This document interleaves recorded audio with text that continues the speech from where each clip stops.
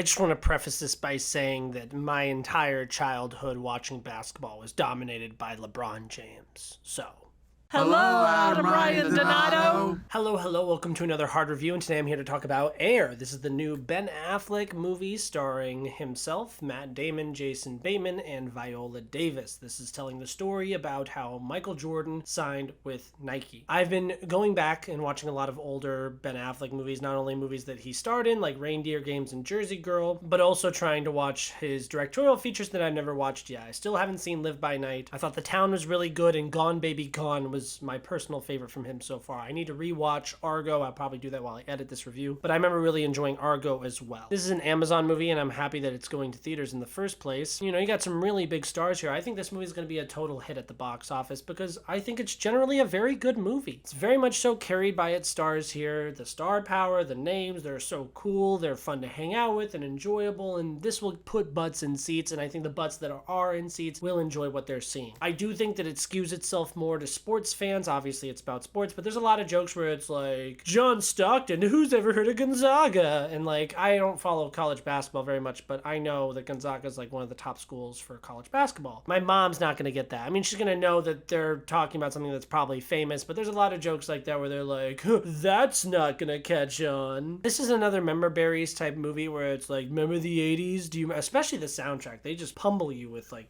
hits from the 80s over and over and over again, which great. I mean, you know, it really helped to set the stage, and a lot of the costume design went a long way in helping me feel engrossed in the 1980s here. Matt Damon does a really good job at playing Matt Damon, and he had a little bit of stuff in his belly. That's acting right there, baby. No, he's fine. He's doing his normal thing, and it really doesn't matter. Ben Affleck, I think one of my favorite things about Ben Affleck's career as of late is when he does these like side roles that don't really matter and they're really funny. Like he did that a lot in the old Kevin Smith days where he'd make little cameos here and there for his comedy films. But like especially his role in The Last Duel where he's just kind of like there a little bit. It's really great because he's so funny when he's used sparingly. It's nice while still maintaining the ability to be a leading man. It's just nice to see him in the director's chair, and he does a very competent job at directing this movie. He's a very good director. There's nothing applaudable here, I'll say. It's a generally brisk. It's just under 2 hours, an hour and 52 minutes. It really goes by very quick as well. You know, there's a very easy and clear through line of the story to follow, and there's not too many characters being juggled around here, and you kind of know who everyone is and what's at stake for them and what's going on, and they do a good job making you feel the weight of the situation. Jason Bateman is a fun addition to this movie. He has a few scenes where he's able to really flourish. Obviously,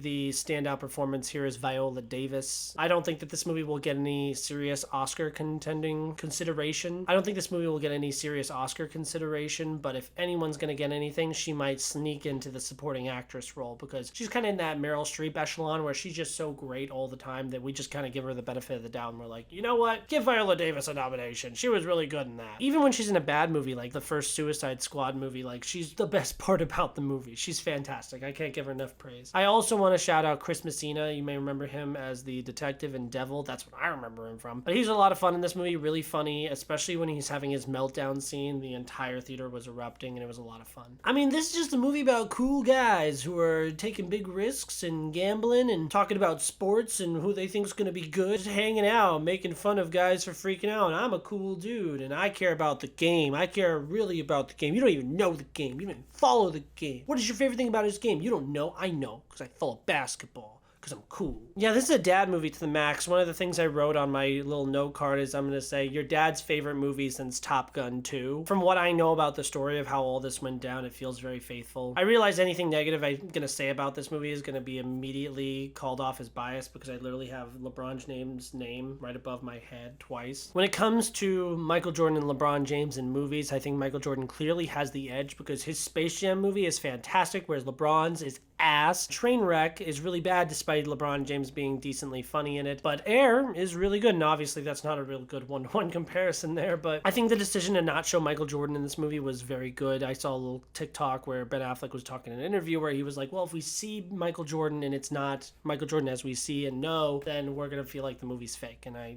totally understand that. I think the way that they shot around that really worked really well. This is a feel-good, fun, good time at the movies. I think anyone would enjoy this movie. I'm gonna go ahead and give it a 4 out out of 5. I don't think it's in the Moneyball echelon. I totally understand the comparisons because Moneyball is also about the behind-the-scenes desk jobs that go into making sports greatness happen, business dealings and such. But Moneyball is significantly better than this. Performances, message, shot-wise, and everything is just immediately better than this. I think that Moneyball got nominated for Best Picture. I do not think this will get nominated for Best Picture, and I don't really want it to, but it's a good time at the movie. It's a good, fun popcorn flick with a bunch of names that you know, and it's about a topic that everyone is definitely familiar with, and I think everyone's gonna have a really great time with this. So 4 out of 5. Thank you guys so much for watching this video. Who do you think is the GOAT of all time? I'm gonna go with MJ just because he has better movies. Personally, as a basketball player, I would go with LeBron James. His brand of basketball is something that I definitely relate to a lot more than Michael Jordan's. But yeah, thank you for watching so much. Like, comment, subscribe, and who is your GOAT?